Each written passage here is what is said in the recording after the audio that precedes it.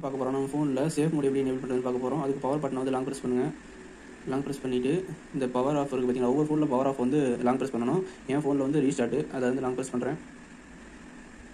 Long press பண்ணோன்னே reboot to safe mode கேட்குது பாருங்க. ஓகே கொடுக்குறேன். இப்போ ரீபூட் ஆகுது. வெயிட் பண்ணுங்கள் ஃப்ரெண்ட்ஸ், ரீபூட் ஆகிட்டு இருக்குது.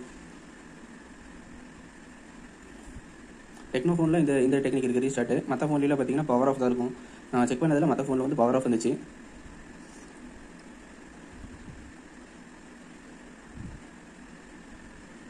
இதில் வந்து உங்களுக்கு நீங்கள் இன்ஸ்டால் பண்ண ஆப்லாம் வந்து ஃப்ரீஸாக இருக்கும். நார்மலாக இப்போ செல்லு வாங்கும்போது இருக்கிற ஆப் மட்டும் தான் இருக்கும். ஒரு நிமிஷங்க.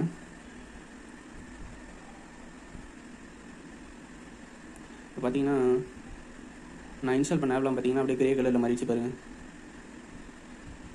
இந்த ஆப்பில் இன்ஸ்டால் பண்ண ஆப்பை பாதி காண பாருங்கள், இல்லவே இல்லை. இருக்கிற ஆப்